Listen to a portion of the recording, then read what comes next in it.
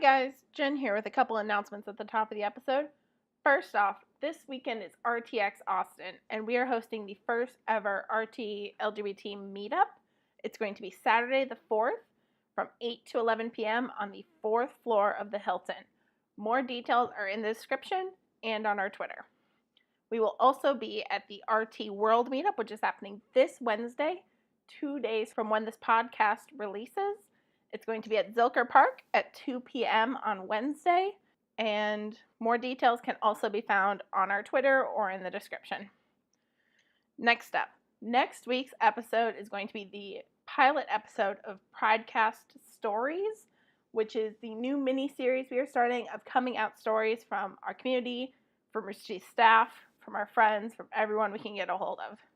If you would like to participate, more information is in the description, and we're going to be starting interviews after RTX. Finally, this episode is going to be all RVB Season 16 spoilers. If you have not watched the season, please do not listen to this episode. We do not talk about anything except RVB, so you are not missing anything. All right, I think that's everything. I'll see you guys at RTX. Bye.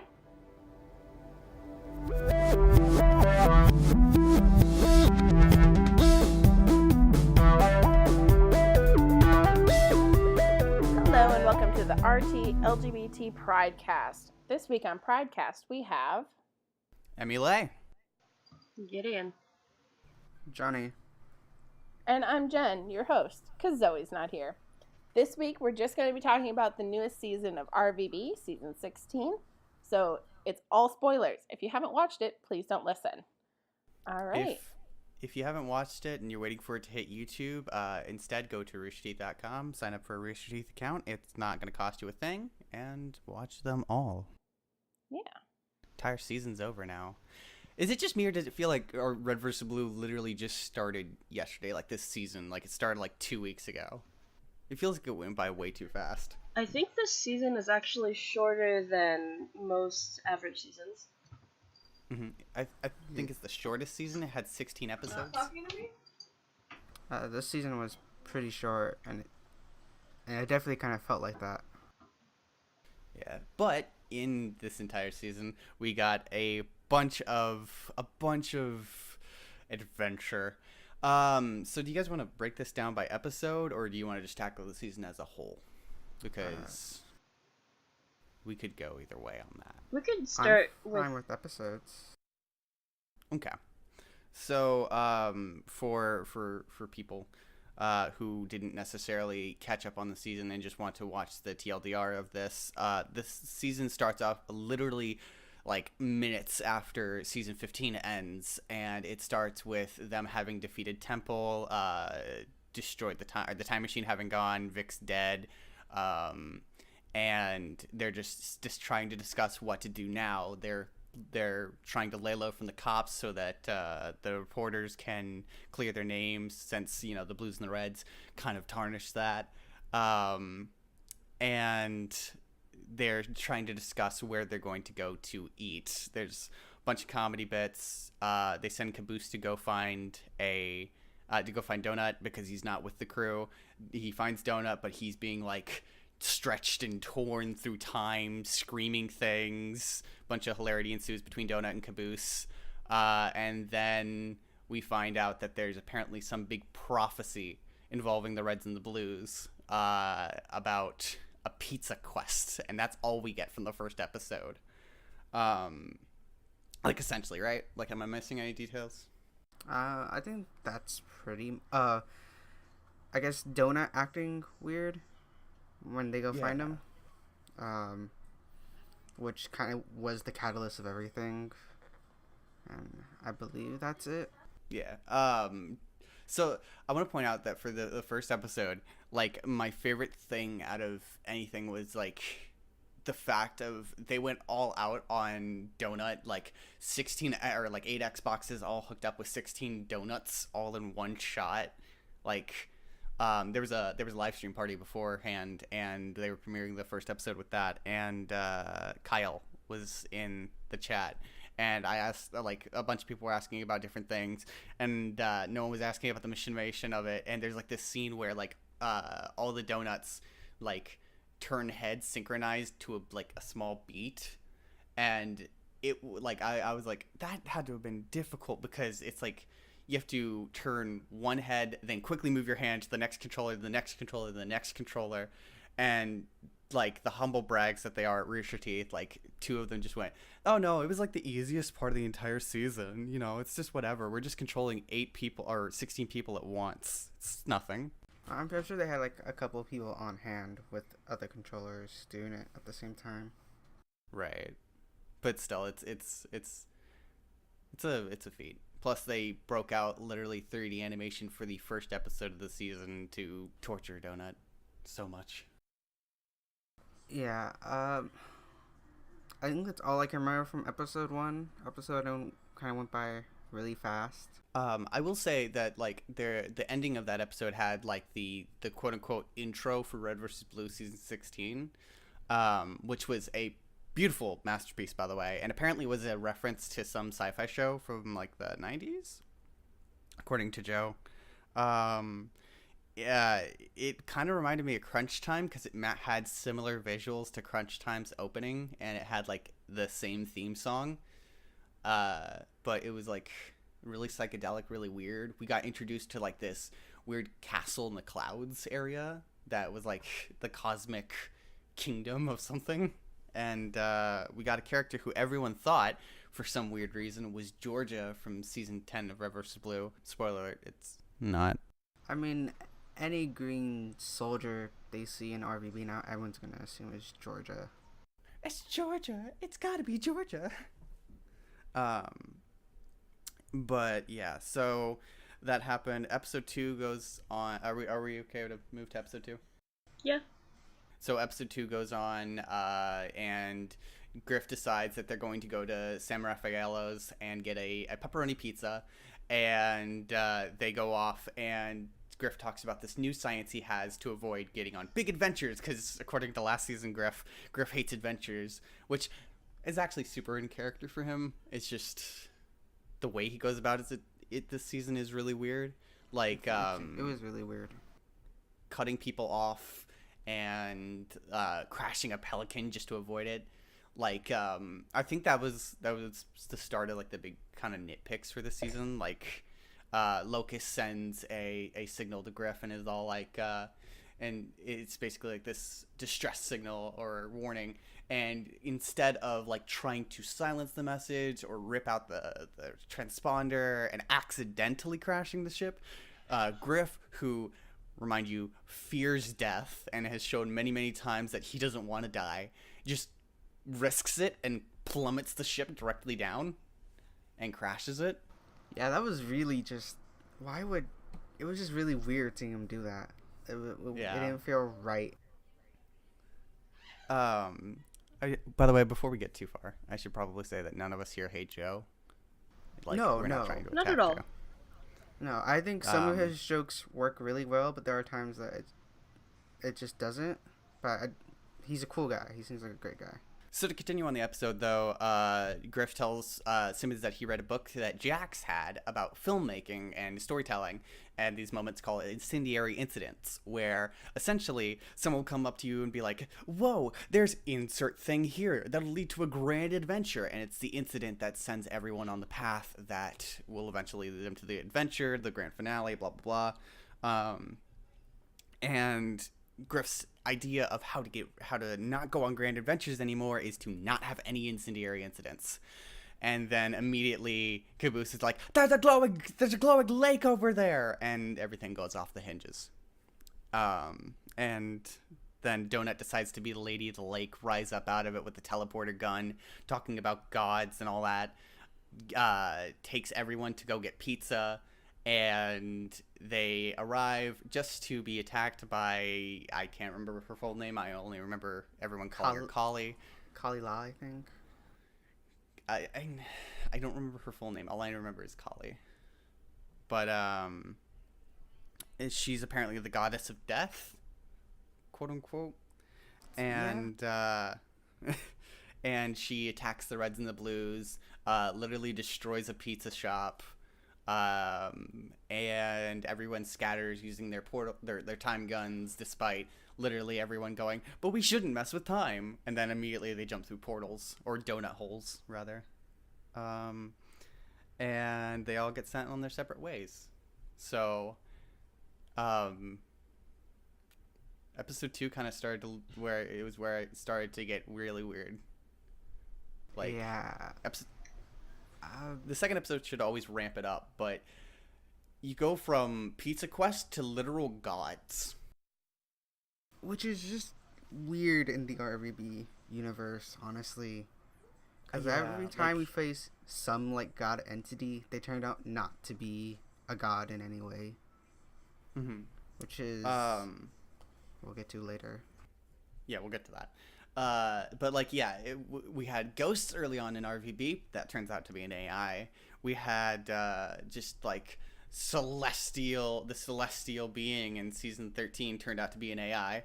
And then we get to this season, and I'm going to let you sit on what you think it might be if you haven't seen the season. But, yeah, so we get a 4-armed goddess who's, I think they're trying to up Tex's level of badassery, but you still haven't. Yeah, it's really hard to, like, surpass Texas or Carolina in awesomeness in general. Right. And that's another thing, by the way. I noticed that they conveniently take Carolina out of the picture because she's going to check on Wash. They conveniently take Carolina out of the picture for this battle. And I think that might have been because Carolina might have tried to fight her. Like, I like to imagine. Would. Yeah, like, she would absolutely go like, this is no problem. I've faced 100 AIs of my mother before. Let's throw down. Let's do it. Why not? You think you're scarier than her? But, yeah, so they end up going through the donut holes, and fuck. This is where the season gets bad. Let's start with episode 3 for that, because I think episode 3 is a good example of it. Okay, actually, if you don't mind, I can really quickly just finish up the entire season, and then we can just talk about it. Yeah, sure. Go ahead. Okay, so season 3, basically Tucker and Sister talk about having banged back in Blood Gulch, and then they decide that she hurts Tucker's feelings. He runs off, starts one of the big arcs for this season. Sarge gets teleported to his first ever big battle, and I'll have more to talk about that later. But essentially, he leads his men to a massacre by fighting the orders which the past him gave, and he slaughters everyone. Caboose and Lopez go into the past and go to the first episode and ask about a penny and then fix interest savings accounts. Let's see who else was left. Oh, Griff and Doc get sent to where did they get sent to first? I think Italy. Somewhere. Oh, they go to the alternate universe version of San Raffaello's, where it's only calzones. Oh, right. And then Griff, once again, who I might remind you is afraid of death, pulls the pin on a grenade and drops it at his feet, trying to kill himself. And Doc saves him, and then they go to invent pizza in Italy. So Sis and Tucker decide that they're going to bang everyone through history, who they've ever wanted to bang. And so Sarge, picking back up with Sarge in episode 4, he goes to get famous actors, famous people from history. We get John Wayne, we get Alexander the Great, we get George Washington, and someone else. I don't remember who the other person is. And they go to kill Temple to try and stop everything from happening by fixing the past, which was the past for Sarge was the loss against Temple. So they go to kill him. They kill an actor. They find out Jax is making a movie about Red vs. Blue season 15. John Wayne ends up stealing the role of Temple after Sarge and John Wayne fight for it. And then Sarge leaves. Sis and Tucker, they end up trying to bang everyone through history, and then eventually Tucker keeps cock-blocking her, and it leads to them having a fight and Tucker and Sis arguing about whether or not they had a quote-unquote sex in Blood Gulch. And so they go to find out. Turns out Tucker said something that stopped them from actually getting to the deed. Sister brings them to the hideout from the beginning of Adverse Blue Season 15. They fight Gus in a costume, and they run into the Titans for the first time. And we find out that the Titans cannot directly hurt the Reds and Blues, despite the fact that, the gods literally destroyed Sam Raffaello's and almost killed them if it wasn't for Donut putting up a bubble shield all of a sudden. Anyway, let's see. Trying to remember where else. So Griff and Doc go to make pizza. Doc makes a vegan pizza, and Griff and Doc talk about how he ruined pizza 100%. And I'm trying to think of what happens from there.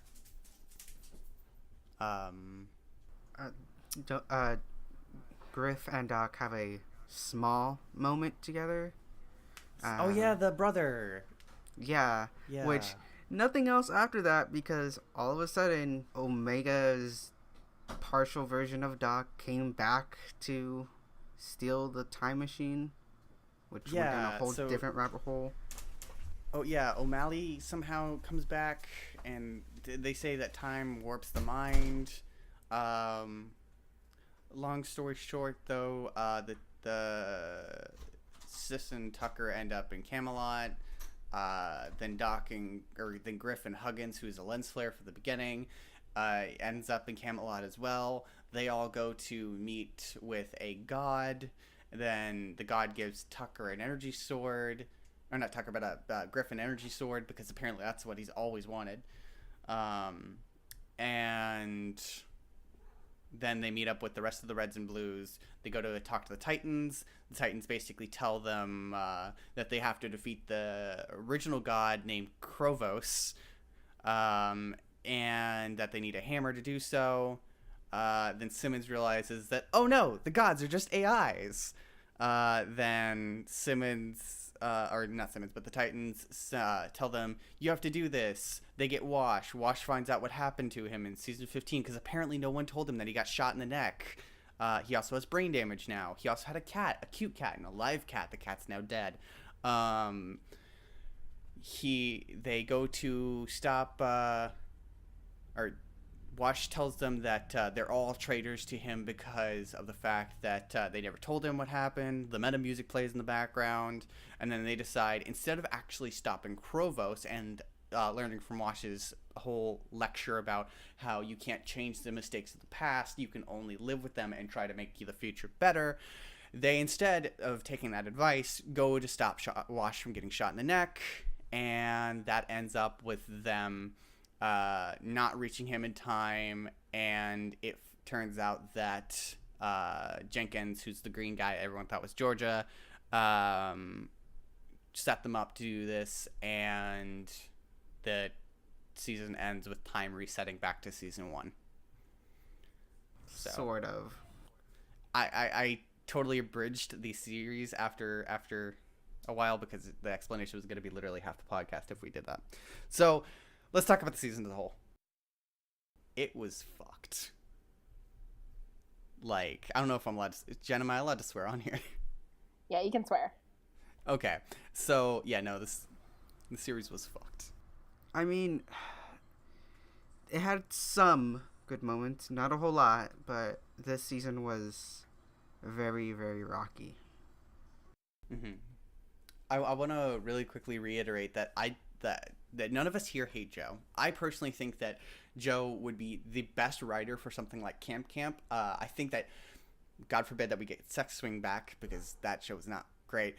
I think Joe could actually make Sex Swing work, though. Like, if you put Joe on something modern, like in the current era, and you let him have that, you're 100% just gold. That's just, like, Joe is funny. He's a naturally funny person, but he doesn't work well with Red versus Blue.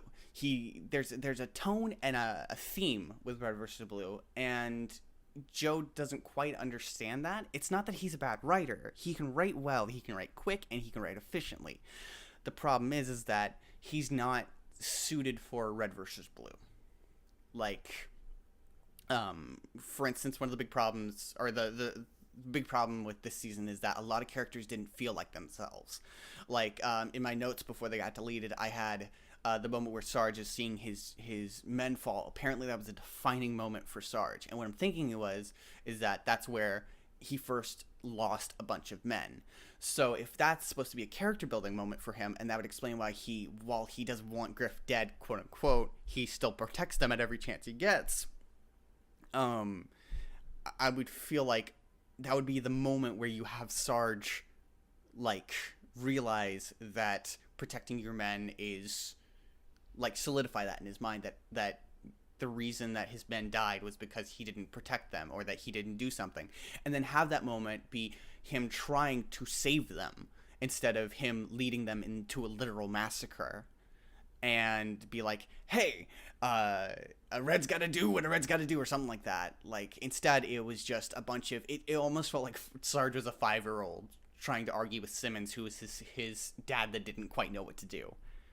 And it's an odd, weird, out-of-character moment. And then there was with Tucker, where he felt like in the seasons, he's got all this character development where he's become this leader, he's become more mature, he's learned to look out for others.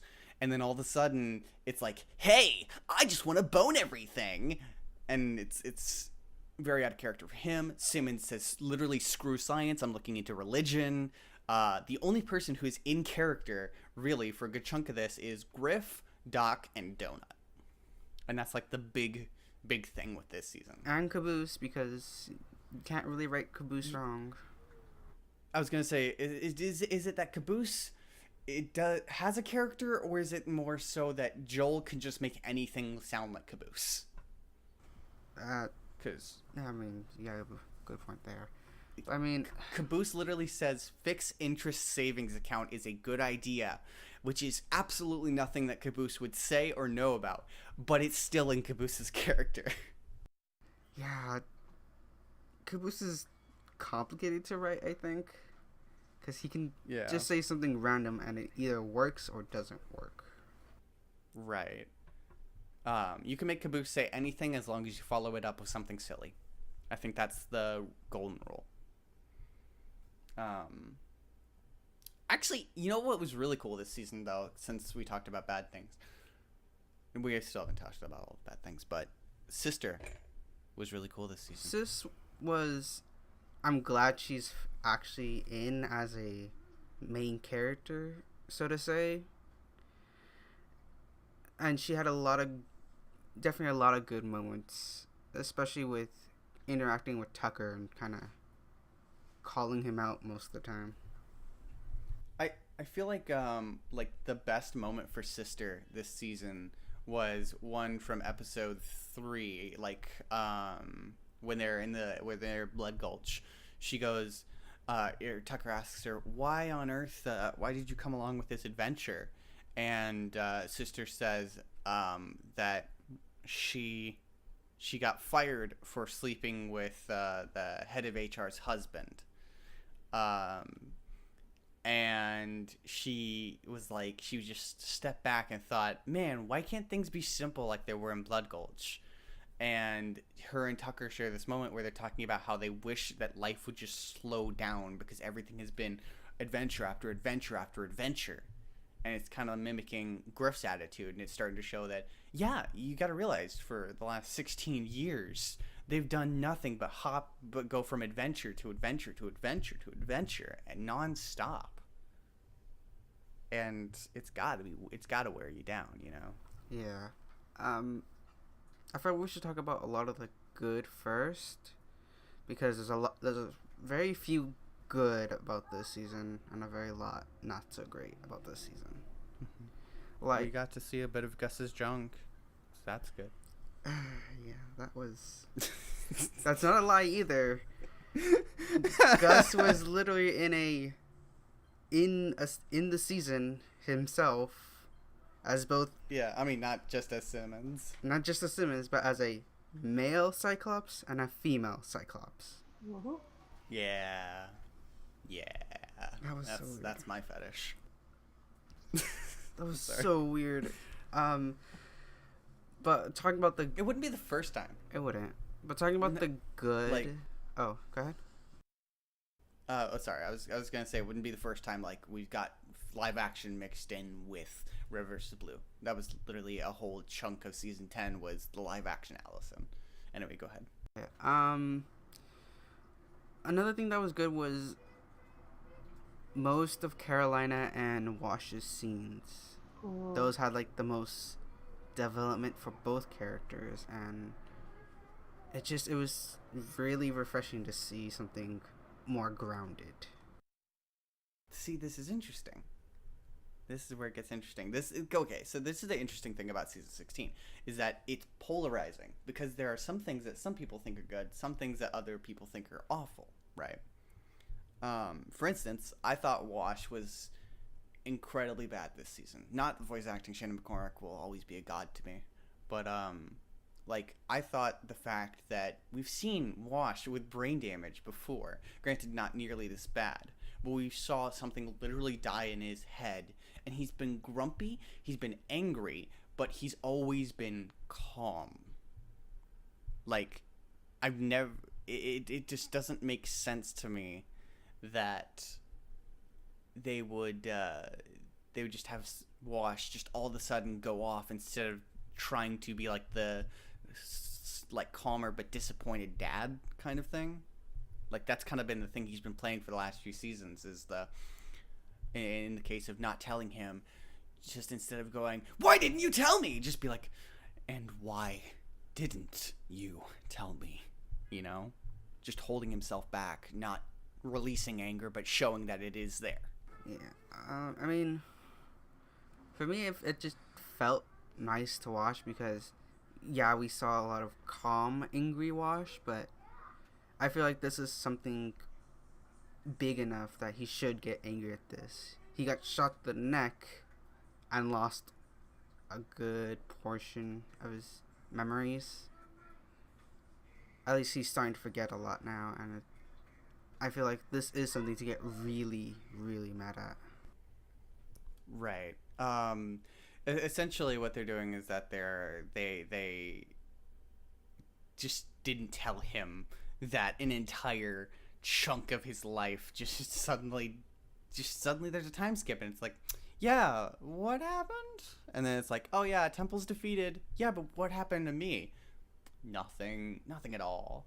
It also doesn't make sense to like okay, let's continue on with the good stuff because actually I want to bring this up during the bad stuff. He has a cat. That's nice. Yeah, that was, Loki. That was nice. There's someone on Tumblr asked Shannon McCormick what kind of cat Loki was, and Shannon just replied with an alive one. But let's see what else. Oh, go on. I was just gonna say the fight. You were literally saying the same thing. Yeah, the fight scene between Doc and Donut. That was fantastic. That was so good. Like literally, oh man, how out of the blue can we describe this? A fight scene set in World War II with a bunch of heavily armored space marines fighting for control over a hammer covered in duct tape.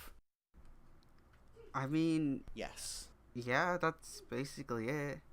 With a mixture of time travel. Yeah, and then it involves the scene from Shrek where they're in the wrestling ring, and like Shrek 1. I was really weirded out when there was two Docs all of a sudden because there was no time portal open. Yeah, that was weird. That was honestly really weird. Do you think that we're gonna like 15 seasons from now, all of a sudden Doc's gonna come back and just gonna be like, oh, hold on a minute, and it's just gonna shoot a time portal randomly and be like, oh, I just had to take care of something? Maybe. I hope so. Is Doc / O'Malley actually dead this time around? That's a good question, because here's the thing. We get into some real Dragon Ball Z level stuff here, because he is dead. he did fall off the building, and anytime someone falls off something in a reversible universe, it means they're dead. But then time resets. So, we don't know. Also, can we talk about how Church isn't played by Bernie? I think that's because this isn't the timeline. I feel like something's gonna happen that they're gonna realize this actually isn't the real timeline, and they're gonna remember everything. I have something to actually talk about regarding that. So during because you know how they had a live stream party for the finale, right? Yeah. So people in the chat were actually theorizing that wasn't Church, because in this timeline people were theorizing that the AI like the freelancer project, and none of that existed. So that's why Church wasn't there. And instead, the person that was with Tucker at the very end of the episode was actually Jimmy, the person that, quote unquote, I guess, held Church. Oh, yeah. So here's an alternative take on that, because I've thought about that, but then if Project Freelancer didn't exist, neither would the simulation bases, because the simulation bases were made for Project Freelancer. That's true. So my idea is more so that it's a universe where instead of the Alpha being sent to Blood Gulch, it was sent to Desert Gulch instead, so that it's Temple there instead of Church. Maybe? And so it might be the same Reverse Blue story that we know, just instead of Church, it's Temple now. Does that make sense? Yeah. It's possible. I feel like this season's kind of building up that Griff may be the new main character, at least for this story arc. Because a lot of the tension of this season that had the most story development was centered with Griff, I feel like. And I'm all for that, honestly. I want to see more of Griff kind of being the main star for a little while. I hope that this is the way this, like, I hope that the show starts to take characters in arcs, like a character as the lead in an arc. That would be kind of cool. Like, if this is Griff's arc, season 10 through 13 was Tucker's arc, season 1 through 10 being Church's, I could really get into that. Or I guess technically season 6 through 9 or 6 through 8 would be Wash's character development, and then season 9 and 10 would be Church's. But I could totally get behind that. Like, if we had just an entire season that the entire point was to make Donut a more likable character, or just an entire arc set in Caboose's mind. Yeah. Like with Meet the Pyro style graphics. I would love that. I feel like we should now talk about the elephants in the room now with the season. Which one? There's the whole time travel in general. They couldn't pick one. So I have a lot to talk about with complaints for this season. So if we're starting with time travel, can we talk about the fact that the Shizno paradox that's supposed to be about the pizza quest had nothing to do with pizza? Also, how did they know the word Shizno if it's a Singeli word? Like, I get it, they're supposed to be gods, and they are artifacts that the Singeli have heard of, so it would make sense if it was passed down through the artifacts, but it's still rather weird that all of a sudden, like, they're calling them Shiznos. Even though it was used to mean a slur to humans. Yeah. Which is really weird now, because they're just, alright, we're Shiznos, and they're just taking it. That feels really weird to me. A racial slur is Rooster Teeth. Are you okay with this? No, I'm kidding. Oh my god, Joe's trying to give us a PSA on not to be racist. That's what this season's been about. I see it clearly now. Oh boy. I mean, to be fair, it's an entire show based around judging people by the color of their appearance, so... Not sure. But I mean... Anyway. the time travel in this did not make sense. Especially when we had the episode where they were explaining it, and just... it just turned out to be a giant dick joke, literally. Ah, yes. Man, I wish we had somehow gotten Eruption Fang for this. Yeah. Oh man. Have you been keeping up with that? Oh yeah, of course. At all? He has a lot of good points. Yeah, no, he's right though. Literally, time travel turned out to be a huge dick metaphor, and I think that was the entire purpose of it, like that, and to justify how all of a sudden they get to the gods, and then breaking the timeline would allow him to reset it, and I'm assuming that he just wants a soft core reboot of Red vs. Blue.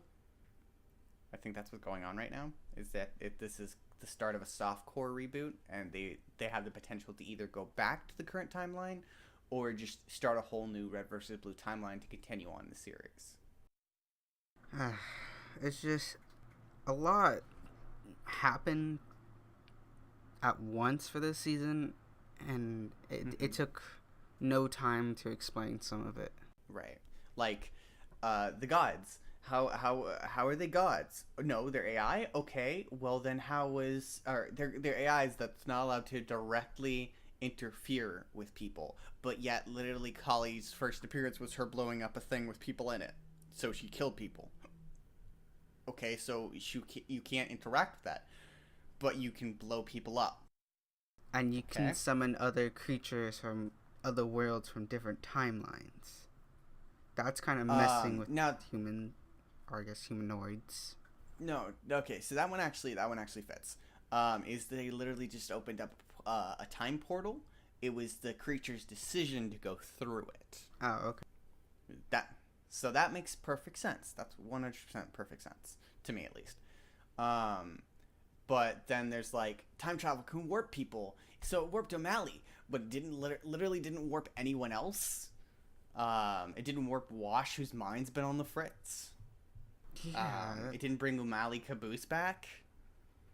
EmiLeigh Caboose would have been fun, honestly, if they brought him back. I want to see EmiLeigh Caboose versus EmiLeigh Doc, honestly.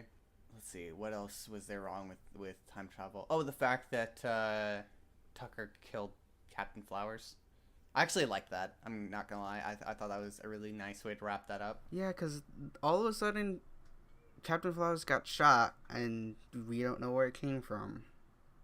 Right, because none of the Wyomings had a sniper rifle. So another thing about time travel, we know thanks to previous seasons that if you go back in time, or at least repeat a time, there's like multiple dozens of you, right? What we saw with what we saw with Wyoming and Church. Then how come there's not many multiple? Yeah, you're right. I shouldn't think about this too much. This is yeah, that one's gonna be a bit too much of a pain. No, how about the fact that Caboose invents Rooster Teeth, which invents the show that they're currently in. Yeah, that was really meta. That was more meta than main. God, that actually hurts my head thinking about that one. But it does make sense that Caboose caused every accident in history. It kind of does. Wait, hold on. Are they saying Rooster Teeth is an accident then? Is that what Joe's saying? I don't... Yeah, that's... Oh boy, this season. Yeah, this season's been weird. So, let's see. What are we at as far as time, real quick? We're coming up on 40 minutes. One thing I'd like to hear is what you liked about this season. What do you think went well? What were you really happy to see? Because it's mostly just been, here's the things we had issues with. Right. Okay. So, as far as liking things, the machinimation on this season has been amazing. Like, the setup for it, the shots have been great. There have been many dynamic shots. The sets of this season have been amazingly beautiful, which it's not as easy as it looks to make that kind of stuff in Forge. Like, it is easy, but it's not super easy. So the sets have been beautiful. The animation has been really good as well. Like, season 15 had kind of bad fight scenes between Tex and Carolina, but season 16 had that amazing fight scene between between Doc and Donut. They also had like just random moments that added more depth to the character. The music of this season was really, really good. The mixing of the vocals this season was really, really good. Like, biggest problem that I think the biggest great thing that they had this season was like grading as well. Like, they even managed to make the Gus Cyclops look like it was actually supposed to fit in the Red vs. Blue universe, which it shouldn't fit, but it somehow looked that way because of the excellent editors and color grading that they had on this specific season. For me, honestly, as weird as it was, the Gus Cyclops was actually probably my favorite thing to watch for the entire season, other than the Doc versus Caboose fight. It looked weird, but it fit in so well that it looked natural almost. And I really like that, and I hope to see more of something like that down the line. I will say that like some of the jokes in this season, like not all the jokes landed this season, but the jokes that hit hard. Like, I don't know why, but I still laugh every single time I think of during the Cyclops episode where it's like balls or ball. Oh, that makes sense, I guess. It's just some of them are just great. I don't know if they're gonna consider it canon to RWBY, but I like the idea that Atlas made the moon in RWBY. Yeah, that was a thing. That was a weird thing. I don't know how if that happens in RWBY, if like that's the explanation, I'll still take it. But that's weird. It's hard to find a lot of good things that I like this season, because now thinking back on it, there were a lot of big iffy moments. But I loved the interaction between Huggins and Griff. Yeah, Huggins and Griff was really good. They were a good dynamic together, and as much as Griff really did not want to talk, he really talked, which felt nice to watch for once. Instead of him going crazy or wanting to just do nothing, he actually did something and developed him for once. I think Huggins might have actually been my favorite character this season, because Huggins was just so bright and full of energy and made me laugh the most. Like, when Sister propositions her and she turns pink, that's like, that was when I was like, yeah, Huggins, you're all right. And then you're dead. I really like the fact that you chose to describe Huggins as bright and full of energy. Pun intended. I mean, she literally is that, though. I was calling her during like the season premiere. By the way, I want to point out, like, if I could get a transcript of the entire season premiere like chat, I would love that, because there were many times where like Joe would like when the chat started to wind down along like the 7th time they played it, Joe was in there just talking with people, and it was only like 5 of us left, and I called Huggins Lens Lass, and he made a joke about it, and then eventually it ended up becoming a joke he made on Twitter, calling her Lens Lass, and I'm like, yes, I did something. No, I do like Huggins though, a lot.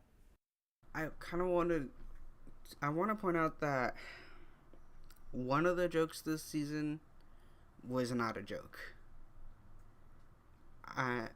It was the episode where Griff, Tucker, and Sis talk to the gods, and it was where, what was his name? Jenkins, right? Yeah. Well, he sets the joke up as the pink one is gonna steal the hammer. Oh God. Oh yeah. Yeah. No. That was in poor taste, and if when he said that and it actually happened, it was bad. It was just really, really bad. It was in very poor taste. Like, as much as we do like a lot of things about this season, like there are still things to like, okay, so this season compared to the rest of Red vs. Blue is not great, But it's still a season you should watch because it does still have some moments. It still has some really good moments. And for those moments, it's worth it. But overall, this is not one of the best seasons of Red vs. Blue. There were things that in the season that could have been cut. Like, there's an entire episode that could have been cut. And that's the one where John Wayne takes Wash's role as Temple. Like, that episode didn't need to exist. The worst part about this season, like, take away the acting, take away the writing complaints I have. The one thing you could have got rid of this season, and I would have loved it, is Jenkins. Because every episode, or every time we see him, he gives us a Seinfeld one-liner. He spoils the next episode before we can even see it.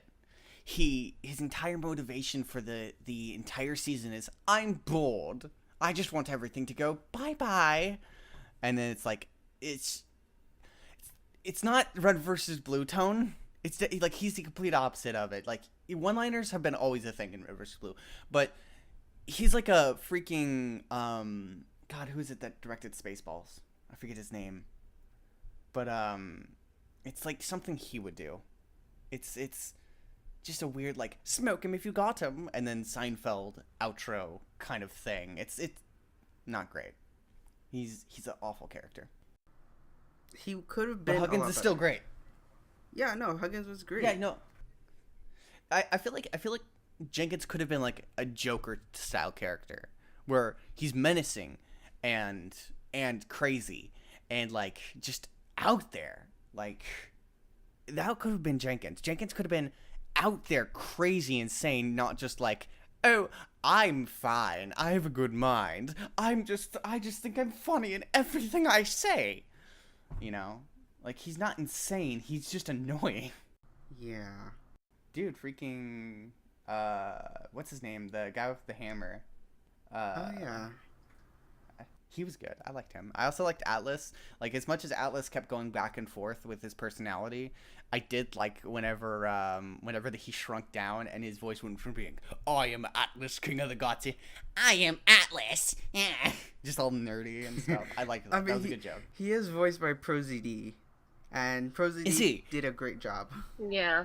Okay. I was going to say, like, it sounded like him, but I didn't want to rush to judgments. But that's great. Yeah. I like him. I think he did the voice lines while he was there, maybe, I want to say. But I could be wrong. Yeah. I mean, didn't he also he did a voice in Camp Camp. Yeah. He did a voice in Ruby, apparently. And so it would make sense if he did one for RVB as well. Yeah. But, oh yeah, actually, now I think about it, that's his King Dragon voice, isn't it? Yes. And I love it. I wonder if Atlas sent his regards. Oh, God. Anyway.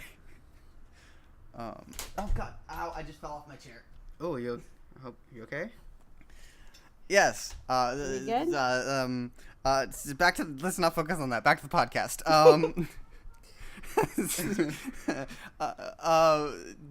Speaking of chairs, fuck,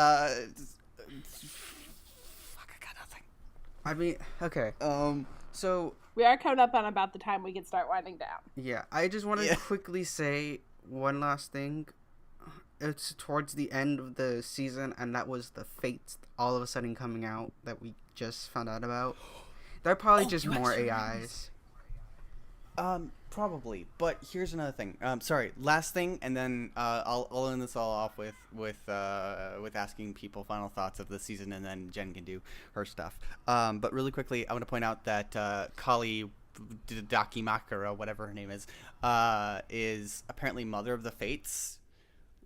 Like, unless she's a fragment of an AI, she's not the mother of anything, but she sells herself as the mother of the Fates. So that was just weird to me. So like, keep an eye out. Just keep an eye out for, like, if you rewatch the season, there are a lot of things that just don't fit into place, and it's probably best not to question it. Like, if you actually break apart Red vs. Blue, there's a lot of things that are weird in just like any season, but this season had the most weird stuff. But let's go ahead and, as Jen said, wind this down, and let's ask everyone, what was your, like, if you were to recommend or not recommend this season, like, what were your final thoughts on this season? Let's probably start with Giddeon. I would probably say I would probably recommend it. Like, it's very flat and confusing, and personally, it was hard to watch at the beginning, but as time went on, I thought it got better and better. So that's just my thoughts. Okay. And what about you, Johnny? What do you think? For me, it's definitely hard to recommend it, but at the same time, it's worth watching because it does have its moments, and it does get confusing at times, but I feel like it has great potential if what we're led to believe. Right. Okay. And my thoughts of it are that you've already come 16 seasons at this point. Just strap in, maybe watch it while you're doing something else. It's definitely got some funny moments. It's worth those funny moments. The music is worth it. The machination and the effort that went into this season are amazing, while the writing may be kind of missing. Everything else makes up for it. So maybe watch it when you're bored, when you have nothing else to do. I definitely wouldn't say make this your highest priority. Don't go out there, binge it all, but definitely watch it. Give Rooster Teeth your support, and let's hope that they make it up with the next season. It's significantly better than 15. Joe's obviously learning. Here's to the best for the next season. Jen, what was your opinion? I thought you guys had a really interesting discussion. Makes me very excited to watch the next 7 seasons from where I'm at season 9. Right. So, all right. Well, thank you guys all for joining me today and for being excited about the content Rooster Teeth is putting out there. Mm-hmm. And I think that's everything. Thank you guys all for listening. Feel free to subscribe or like or whatever on whatever platform you're listening to this to. And we'll see you next week. Bye.